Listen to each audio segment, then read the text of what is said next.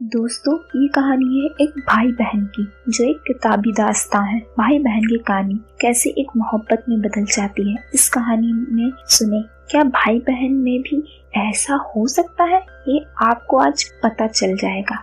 मेरा नाम शबाना है। मेरा बड़ा भाई काशिद 12वीं में पढ़ता है। वह गोरा चिट्टा और करीब मेरे ही बराबर लंबा भी है और वह मुझे दीदी कहता है। मैं इस समय 20 साल की हूँ और वह 21 साल का है। मुझे काशिद के बाल बहुत प्यारे लगते हैं। दिल करता है कि बस हाथ फेरते रहूं। पापा गवर्नमेंट जॉब में है और माँ प्राइवेट जॉब में है। माँ जब जॉब की वजह से कहीं बाहर जाती है तो घर में बस हम दो भाई बहन ही रह जाते हैं। एक बार माँ 3 दिनों के लिए बाहर गई थी। रात को हमने डिनर के बाद कुछ देर टीवी देखा, फिर अपने अपने कमरे में सोने के लिए चले गए। करीब 1 घंटे बाद प्यास लगने की वजह से मेरी नींद खुल गई। बोतल देखी तो खाली थी। मैं उठकर रसोई में पानी पीने गई तो लौटते समय देखा काशिद के कमरे की लाइट जल रही थी और दरवाजा भी थोड़ा सा खुला था। मुझे लगा कि शायद वह लाइट ऑफ करना भूल गया है। मैं ही बंद कर देती हूँ।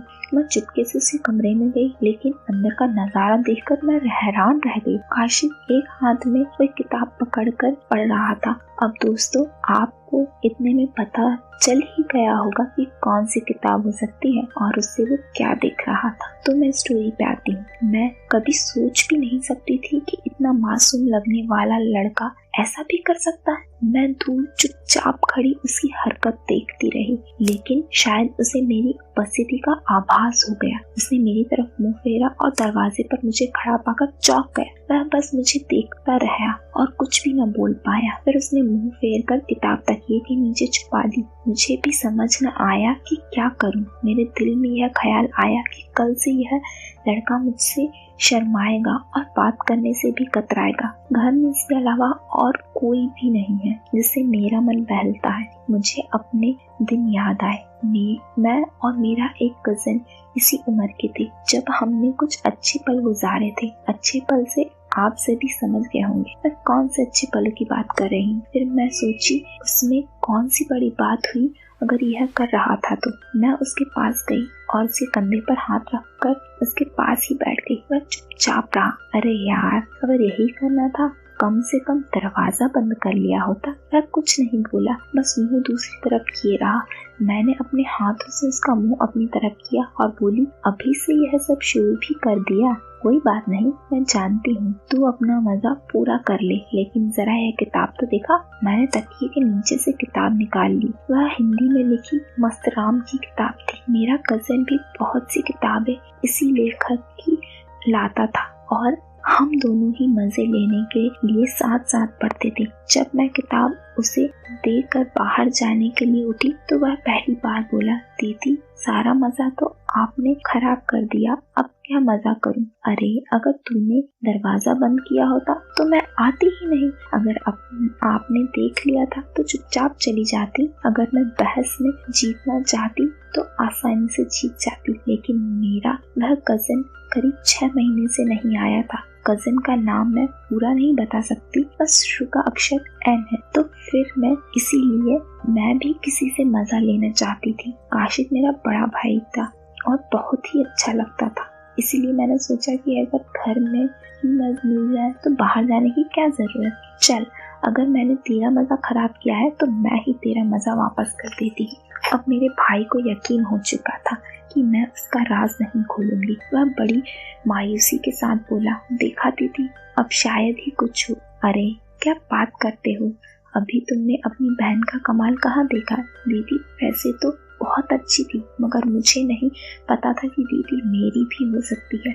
मैंने फिर ज्यादा नखरे नहीं किए और दीदी की बात मान ली। मैंने उसके हाथ से किताब ले ली। मैंने एक कहानी निकाली जिसमें भाई बहन के डायलॉग थे। मैंने पहले पढ़ा। कहानी कुछ ऐसी थी, एक लड़की होती है, उसका पहले से एक बॉयफ्रेंड होता है और उसकी एक फ्रेंड रहती है और वही फ्रेंड का एक बॉयफ्रेंड रहता है। मतलब कि पूरे 4 दोस्त होते हैं। उसमें से जो पहली लड़की होती है, उसकी फ्रेंड का जो बॉयफ्रेंड होता है, उसकी फ्रेंड उसको भाई बना लेती है। अब मैं सबके नाम बता देती हूँ। संजना, उसका बॉयफ्रेंड नितिन, संजना की दोस्त जो कि रेखा थी और उसका बॉयफ्रेंड कार्तिक था, और संजना ने कार्तिक को अपना भाई बना लिया था। संजना का बॉयफ्रेंड उसे दिन रात देता था, वही जो हर बॉयफ्रेंड अपनी गर्लफ्रेंड को देता है। काफी दिन हो जाने के बाद उसका बॉयफ्रेंड कहीं बाहर चले गया। उसके जाने से संजना बहुत उदास रहने लगी और ये बात कहीं न कहीं कार्तिक को महसूस होती थी, मगर कार्तिक कभी संजना से बोलता नहीं था क्योंकि उसको संजना ने भाई जो बना रखा था। कभी कभी तो कार्तिक को सपनों में भी सताने लगी थी संजना। ऐसे काफी दिन बीत गए और फिर बहुत दिनों तक नितिन उससे मिलने नहीं आया। ये बात संजना को खाई जा रही थी और समझने वाली बात तो ये थी, जब लड़की पे बात आ जाती है तो फिर वो रुकती भी नहीं है। कार्तिक उसकी ये समस्या को दूर करने की सोचने लगा और कहीं ना कहीं इसमें दोनों का फायदा था, मगर अड़चन तो थी, संजना उसकी भाई मानती थी। फिर एक दिन कार्तिक संजना से व्हाट्सएप पे बात कर रहा था। बातों बातों में कार्तिक ने संजना से बोल दिया, तुम्हें चिंता करने या फिर किसी और लड़के को ढूंढने की जरूरत नहीं है, तुम्हारा पूरा मैं कर दूंगा।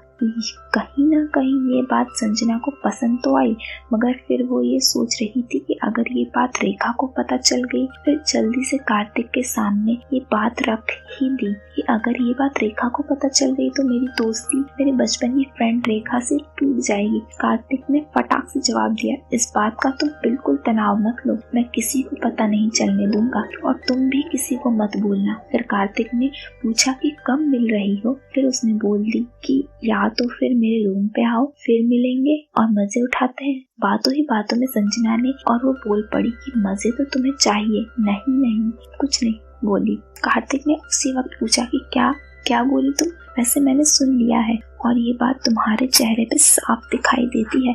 वो बोली कार्तिक ने हंसते हुए पूछा, जल्दी बताओ फिर कब मिल रही हो? संजना बोली, मैं तो अभी मिलना चाहती हूँ, तुम वही रूम पे तैयार रहना। कार्तिक बोला, मैं तो 4 महीने से तैयार बैठा हूँ। फिर संजना जैसे तैसे करके कार्तिक के रूम पे आ गई और सभी चीजें तय ही थी और कार्तिक और संजना ने जी भर के मजे किए। मैंने उसके हाथ से किताब लेकर कहा, अब इस किताब की कोई जरूरत नहीं, देख अब तेरा कैसे मैं काम खत्म करती हूँ। अच्छा चल अब सो जा, नींद अच्छी आएगी और आगे से जब ये करना हो तो दरवाजा बंद कर लिया करना। अब क्या करना?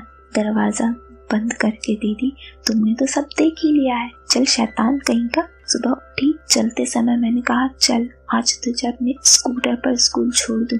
वह फौरन तैयार हो गया और मेरे पीछे बैठ गया। वह थोड़ा सब चाहता हुआ मुझसे अलग बैठा था। वह पीछे की स्टिपनी पकड़े था। मैंने स्पीड से स्कूटर चलाया तो उसका संतुलन बिगड़ गया और संभालने के लिए उसने मेरी कमर पकड़ ली।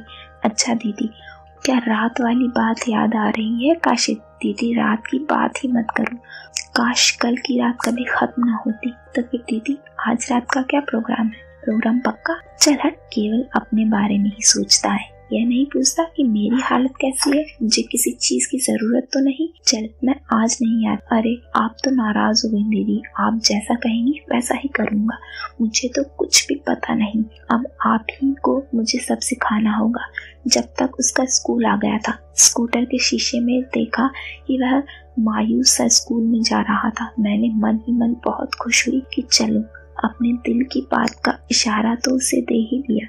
शाम को मैं अपने कॉलेज से जल्द ही वापस आ गई थी। काशिद 2 बजे वापस आया तो मुझे घर पर देखकर हैरान रह गया। मुझे लेटी देखकर बोला, दीदी आपकी तबीयत तो ठीक है? ठीक ही समझो, तुम बताओ कुछ होमवर्क मिला है क्या? दीदी कल इतवार है, वैसे कल रात का काफी होमवर्क बचा हुआ है। मैंने हंसी दबाते हुए कहा, क्यों, पूरा तो करवा दिया था। फिर मैं उठकर नाश्ता बनाने लगी।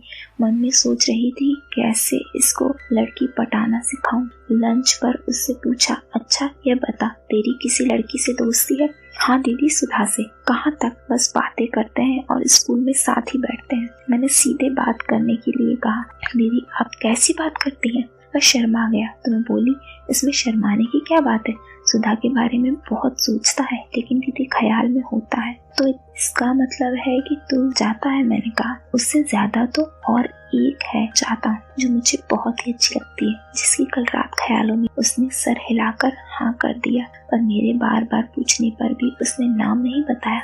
इतना जरूर कहा कि मुझे बताएगा। अरे दीदी, अभी तो मैं बच्चा हूँ, ये सब आप बताएंगी तब मालूम होगा मुझे। अरे यार, सब पट जाएगी। पर कैसे दीदी, उसने पूछा। फिर दीदी बताने लगी और काशिद सब समझ गया। काशिद बड़े ध्यान से सुन रहा था। वह बोला, मैंने उस पर एहसान करते हुए कहा, तुम मेरे भाई हो, इसीलिए मैं तुम्हारी मदद कर रही हूँ। अच्छा दीदी, अब वायदे के मुताबिक सब किया और मधु को पटा लिया और खूब मजे लिए। भाई बहन की कहानी को कैसी लगी